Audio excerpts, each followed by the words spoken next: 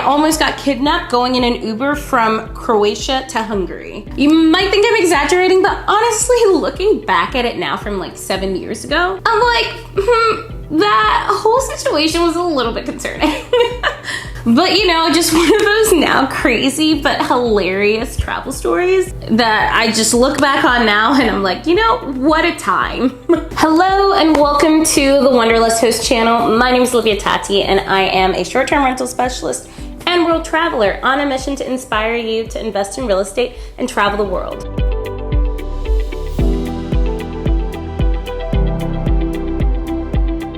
Now, I've been asking some subscribers of the channel and just getting some feedback from folks in general to post more about my travels, like any funny, cool, weird stories or lessons learned and travel tips, stuff like that. And you know, at first I was a little bit hesitant because everyone tells you to niche down, and I feel like I've gone so far into the real estate side of things, but at the end of the day, this is my channel and I do what I want.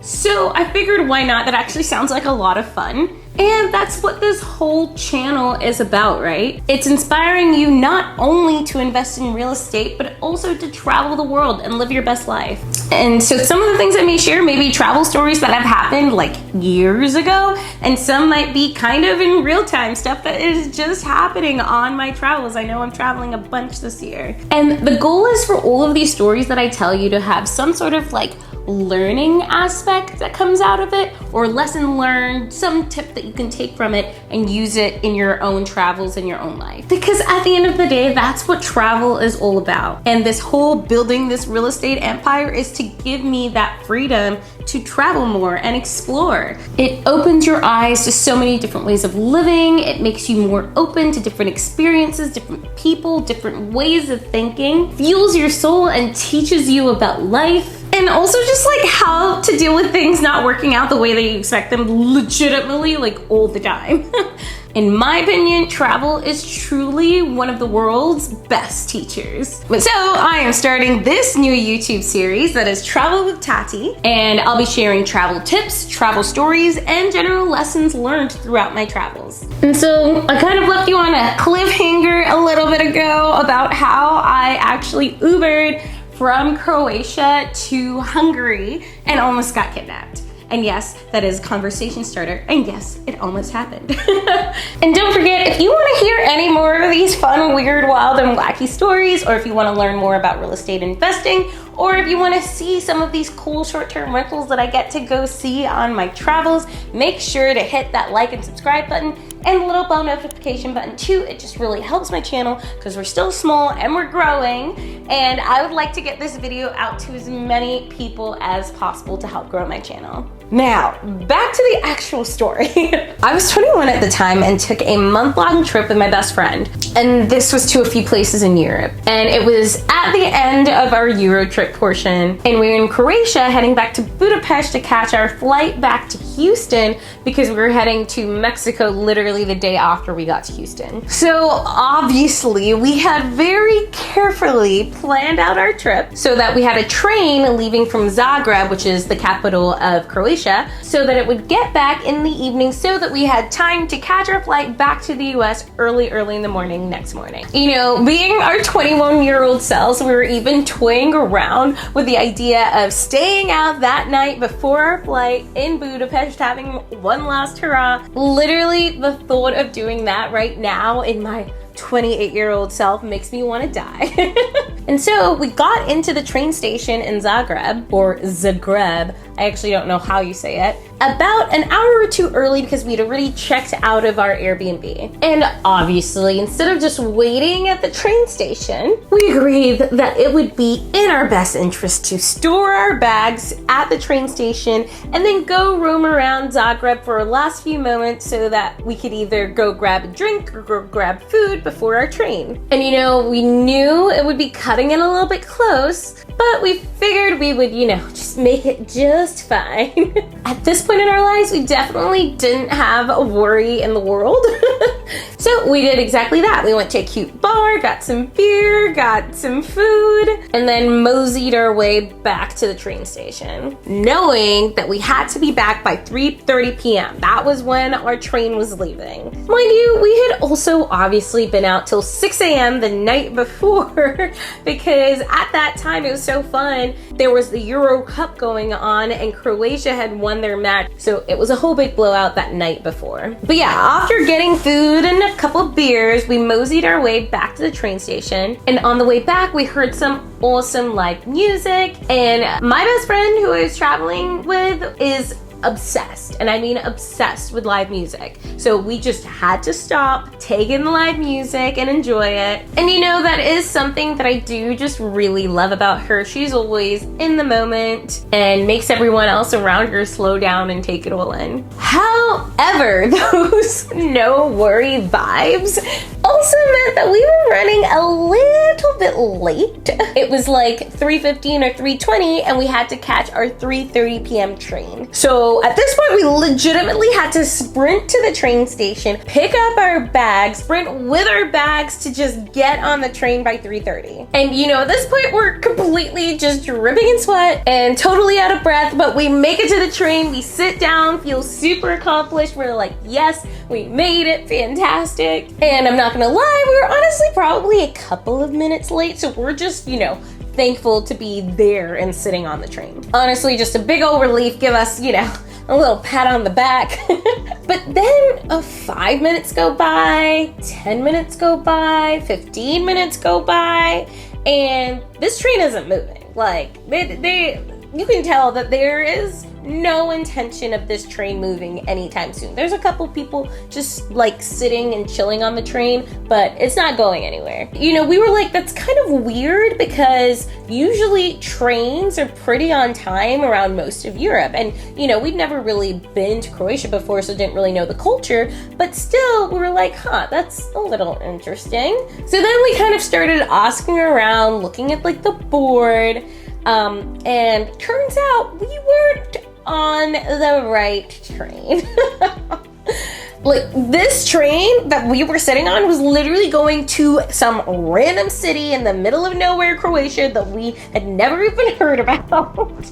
So we packed up all of our crap, got off the train, and we're just like, what do we do now? Like, feeling so defeated because we're literally supposed to be hopping on a plane from Budapest to the US the next morning, like early in the morning. And then hopping on another plane to Mexico the day after. So, you know, we're kind of freaking out, you know, we're basically at this point broke post-college kids going into grad school. So it's not like we're like overflowing with money, can just book anything, you know, like it's nothing. We also, I remember this, so we decided not to even get cellular service, because once again, broke college kids. And at the time, honestly, nowadays even, I just don't like to get service when I travel. I like kind of just like being in the moment, not being connected to my phone. And at the time, it costs money to get service, so we're like, we'll figure it out. You just connect to Wi-Fi wherever you need to go. At this point in time, we definitely wished we had service. So we end up finding a McDonald's because it's like the only place that we know that has Wi-Fi within the vicinity, especially at that time. I think this was 2016.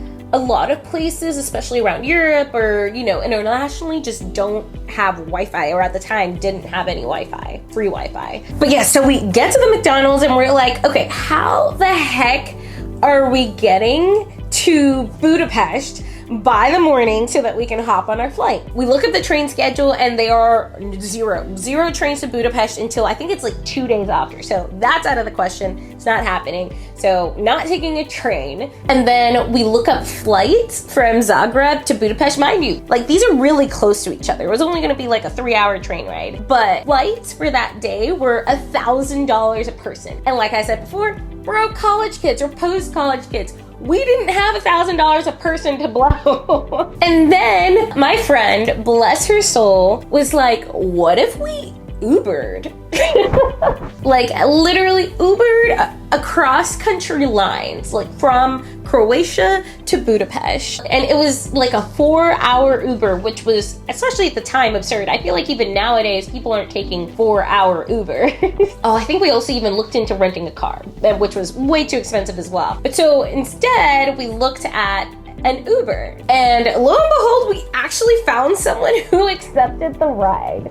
So this random Croatian man was gonna Uber us, drive us on an Uber from Croatia to Hungary, and then he would figure out what he was gonna do after that. And based on the estimates that they gave, it was supposed to be about $500 to $600, which wasn't great, and we were still kind of, you know, sad about that, but a lot better to have $500 to $600 split between 2 people than $1,000 a person for a flight. And so we did it. Yeah, we did it. Turns out at the time, I'm not sure how it is now, but at the time, Uber in Zagreb was basically a monopoly, and it was run by this one guy who recruited his family members. So the Uber driver was this one guy's father, but there were only like a total of 5 Uber drivers in Zagreb at that time. But basically this father, he was in his 70s, an older guy, just a very Zagrebian, I don't actually know what the term is, but dude, guy from Zagreb, picked us up, and unfortunately, like he was nice, but definitely kind of weird and saying weird stuff the entire ride. Like he kept telling me how much he wanted to marry me and all of this just weird stuff. And you know, my friend and I were very kind people, so we just made a lot of conversation about life and everything, and kind of tried to move the conversation about like away from any weird stuff, especially since we had a whole 4 hours driving across country lines with him, because we legitimately had no other way to get to Budapest. And then he also kept asking us if he wanted us to go see his horses. Like he had a friend who had a horse barn thing, and at first, especially me, I was like very much, no, let's just go to the airport in Budapest, let's get moving, guys. We're not gonna just stop at some random guy's horse stable in the middle of Croatia. You know, I can already see the headlines now. 2 young foreign girls get an Uber from Croatia to Hungary and stop in the middle of nowhere at Uber driver's farm, never to be seen again. Yeah, let's not, right?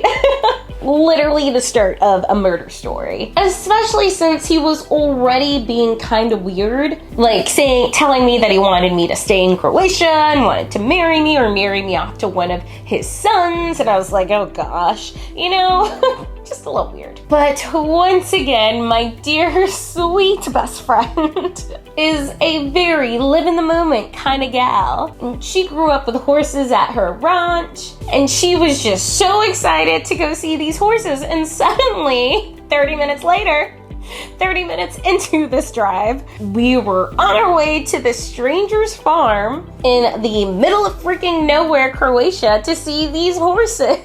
Was this super weird and creepy? You know, yes. Not gonna lie. But, you know, at the end of the day, I think the guy was, you know, really nice deep inside, you know, and just for some reason really wanted to show us his horses. So we got out, saw the horses, took a couple pictures. Like this picture right here is from the trip. And you know, it was, at the end of the day, it ended up being kind of nice. Could we have gotten kidnapped right there, right then, and no one would have known where we were, what we were doing, like what had happened to us? Sure, you know, but hey. But so then we got back into the car and things got like a little even weirder. So we just kind of pretended to sleep the whole rest of the drive back to Budapest. You know, just really hoping and praying that we would make it to the airport totally unscathed. And 3.5 freaking hours or 4 hours later, we finally arrive at the Budapest airport. We get out finally, say bye, and head into the airport. And remember, our flight wasn't actually until early the next morning. And we had originally planned on having a night out in Budapest that night and then hopping on our flight. But at this point, we're just like, we're honestly like the luckiest freaking humans in the world. And this whole situation has been absolutely ridiculous. So, you know, we're just gonna cut our losses, sleep at the airport, stay on the airport floor, it's fine, catch our flight in the morning, and just make it home. Like, this was literally us on the airport floor. So when we finally settle in at the airport, we decide to check our Uber charge. You know, expecting to see a good, like, maybe 500, 600, who knows, especially with the stop in between. But get this. We open our account and see a $70 charge. That's $70 freaking dollars. That's it. Like, excuse me, what? How? So it turns out whenever we actually stopped at the stable to go see the horses, the Uber driver must have accidentally stopped the ride. And so it only charged us for that initial 30-minute ride, and that was it. And so this guy ended up driving us across like country borders for $70. And there was literally nothing we could do about it. And remember, we're broke at this point in time in our lives. So we're on cloud nine. We're like, oh my God. Literally, what are the odds? I know, that was kind of a wild story, but the main takeaway that I want you guys to take for this story is that literally everything is figure outable. You know, you just have to be resourceful. And you've probably heard me say everything is figure outable before. And if you haven't already read the book by Marie Forleo, Everything is Figure Outable, you absolutely should. Because this was exactly one of those kind of situations where my friend thought outside of the box. And it just took that extra step of not shutting it down and looking into it to see how viable it was. And we found a solution that was totally doable. Even though it sounded a little bit absurd at the time. But that's such an important life lesson. Everything is truly figure outable. You just gotta be a little creative and resourceful sometimes. Okay, that is all I have for you. And don't forget, if you want to hear any weird and wild, wacky travel stories like this one, or if you want to learn more about real estate investing or about travel, or want to see some cool short-term rentals around the world, make sure to hit that like and subscribe button and the little bell notification button. Helps my channel grow so much, and I want to get this video out to as many people as possible. But that's all I got for you. Peace.